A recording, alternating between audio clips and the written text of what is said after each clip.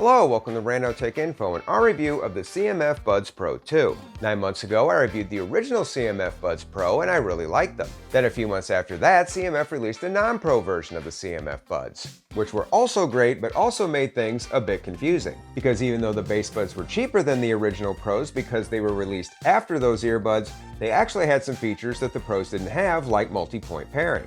That is weird. Well, I'm happy to say that this issue has been resolved, and the new Pros have taken the best features from the base buds and the original Pros and have created a pretty great pair of Bluetooth buds. And speaking of hearing, let's start with sound. The 2nd Gen Buds Pro come packing Bluetooth 5.3, and they sound better than any sub-$60 pair of earbuds should. The dual drivers in the buds provide nice, rich, bass-heavy sound that are a solid upgrade to the already very nice sounding original Buds Pro, and provide a slightly more balanced sound when compared to the CMF non-Pros. And the sound can be adjusted via the Nothing X app, which you can download from both the Google Play and Apple App Stores. First, there's a customizable equalizer with a few presets thrown in for good measure, and one of those options is called Dirac Optio, which according to the app, digitally enhances the sound of headphones, unlocking their full potential and providing an optimized listening experience based on patented correction technology.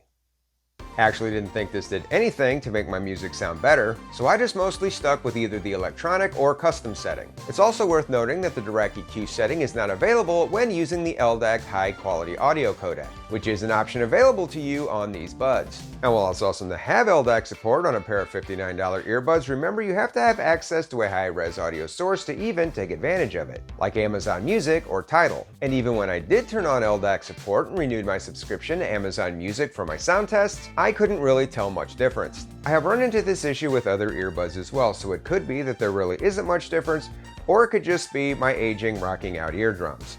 I'm guessing the latter.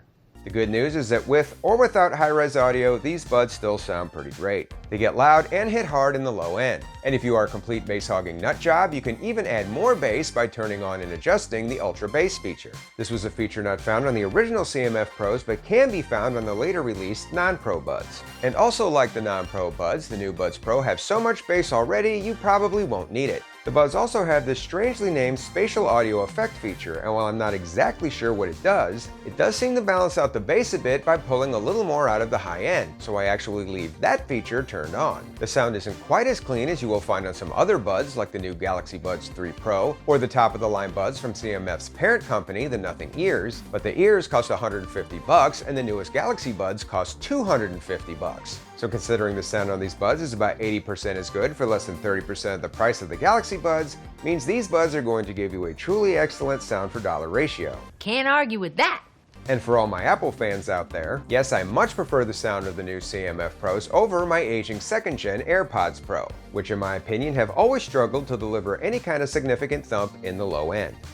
Get out your pitchforks! As for noise controls, it seems like the adjustable ANC on the new Buds Pro is a slight improvement over the original Pros and the base CMF Buds, at least to my ears. But a slight improvement is really more than enough because the ANC on the older Buds was already pretty good and better than what you would normally expect to find at this price point, especially at blocking out lower frequency white noise. Transparency mode is also solid. It's an upgrade over what you will find on the base model buds, and it's similar to the original Pros. It's not quite as good as what you will find on some premium buds like the earlier mentioned Galaxy Buds Pro 3 or the 2nd generation AirPods Pro, but it does the job and you should be able to carry on a conversation with them without having to take them out of your ears. And the good news doesn't stop there. Like all the other buds in the CMF and Nothing line, they are lightweight, comfortable, and stay in my ears. They provide a very solid 11 hours of battery life with ANC off and 6.5 hours with ANC on. They have reliable in-ear detection, offer dual connection multi-point pairing, have an IP55 water and dust resistance rating. They have a Find My Earbuds feature that causes the buds to whistle on command.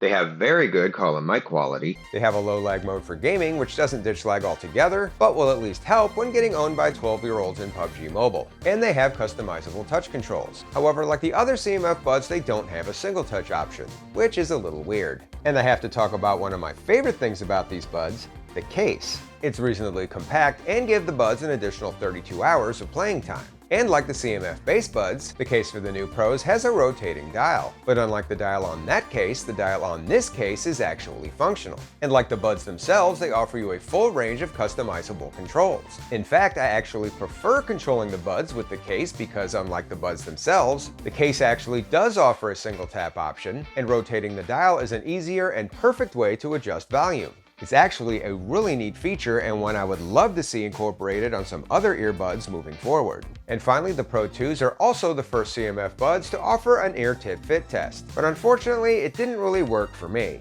because no matter how I placed the buds in my ears or what tips I used, they always told me my fit was sus. Very odd. And because no product is perfect, there are a few other things that are either lacking or missing on these buds as well. There's no wireless charging, there's no way to set up a personal sound profile like on the Nothing ears, and they are also missing the ear's advanced equalizer. The ear tips are not particularly easy to remove or replace, but at least they don't tear when you try to take them off. Samsung! And the buds have one feature that is specific to the Nothing and CMF ecosystem, which is when the buds are paired to a Nothing phone, you can use the touch controls on the buds to access ChatGPT. I'm not exactly sure how useful this feature even is, so I wouldn't exactly call it a deal breaker. Agreed. What might be a deal breaker for some is the lack of wireless charging, but I even think that omission is acceptable considering everything else these buds bring to the table for the price, which as mentioned before is just $59, and you can grab them in light gray, dark gray, and CMF's signature orange. And in case you couldn't tell already, I think they are a really great option at that price. They have a strong customizable soundstage, solid noise controls, and a pretty diverse feature set including a charging case with a full set of customizable controls. Yes, they are $10 more expensive than the original Pros when they were released, and they are $20 more than the base CMF Buds, which if I'm being honest are also great for the money.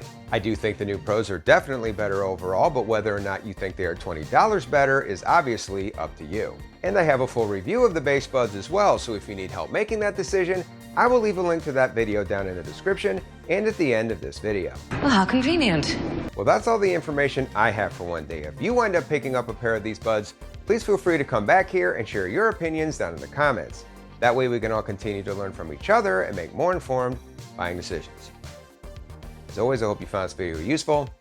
Thank you for watching, and until next time, this is Rando Tech Info, signing out.